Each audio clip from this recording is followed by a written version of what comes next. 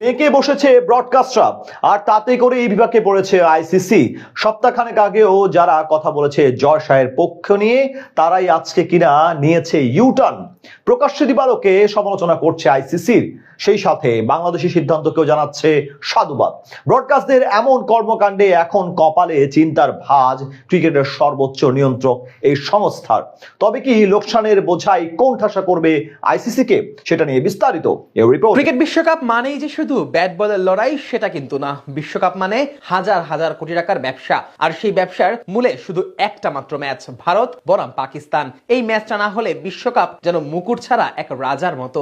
এতদিন আইসিসি ভেবেই নিয়েছিল সবকিছু তাদের হাতেই আছে, ভারত যা চাইবে সেটাই হবে। নিরাপত্তার অজুহাত দেখিয়ে ভেন্যু বদল করলে ছোট দেশগুলো মুখ বুজে সব মেনে নেবে, এটা ছিল পুরনো গল্প।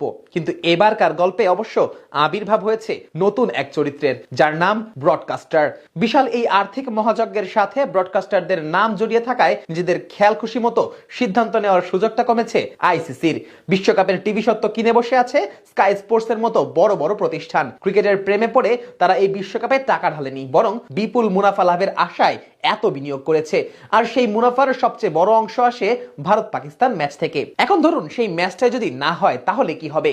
বিজ্ঞাপনদাতারা টাকা নিয়ে নেবে, সাবস্ক্রিপশনের পরিমাণে ধস নামবে, কয়েক হাজার কোটি টাকা কার্যত ভেস্তে চলে যাবে। এই বাস্তবতা বুঝেই এবার বেঁকে বসেছে ব্রডকাস্টাররা। তাই তো মাত্র কয়েক দিনের ব্যবধানে মত বদলে যাচ্ছে মার্ক বুচারের মতো বিশ্লেষকদের। যেই বুচার কদিন আগেও বলেছিলেন বাংলাদেশকে বাদ দেওয়া ঠিক হয়েছে, আজ সেই বুচারই বলেছেন পাকিস্তান মাস্টার স্ট্রোক খেলেছে। হঠাৎ কি এমন হলো যাতে এভাবে ঘুরে গেল ব্রডকাস্টাররা? মূলত এখানে রয়েছে কোটি কোটি টাকার খেলা। স্কাই স্পোর্টস আইসিসির অফিসিয়াল ব্রডকাস্ট পার্টনার।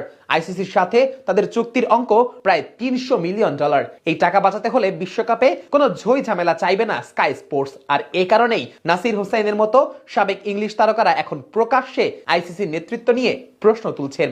আইসিসি কি আদৌ নিরপেক্ষভাবে বিশ্ব ক্রিকেট চালাতে পারছে, নাকি সবকিছু এক দেশের ইচ্ছাতেই হচ্ছে? এমন প্রশ্ন করতেও এখন পিছপা হচ্ছে না ক্রিকেটের সব রথী মহারথীরা।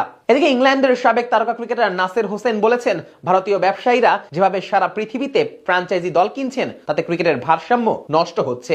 ভবিষ্যতে এই ফ্র্যাঞ্চাইজির ক্ষমতা ব্যবহার করে পাকিস্তান বা বাংলাদেশের ক্রিকেটারদের কোণঠাসা করা হতে পারে, এই আশঙ্কাও তিনি প্রকাশ করেছেন। মানে স্কাই স্পোর্টস এখন আর লুকোচুরি করছে না, তারা সরাসরি বুঝিয়ে দিচ্ছে আমাদের টাকায় খেলা চলছে, আমাদের ক্ষতি হলে আমরা চুপ থাকবো না। ফলে আইসিসি এখন দুই দিক থেকেই চাপে আছে, একদিকে ভারতীয় প্রভাব, অন্যদিকে বিশ্বকাপের অর্থনৈতিক বাস্তবতা।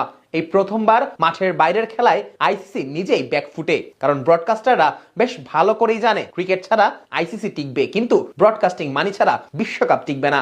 এখন প্রশ্ন একটাই, আইসিসি কি ইগো বাঁচাবে নাকি ক্রিকেটের ভবিষ্যৎ?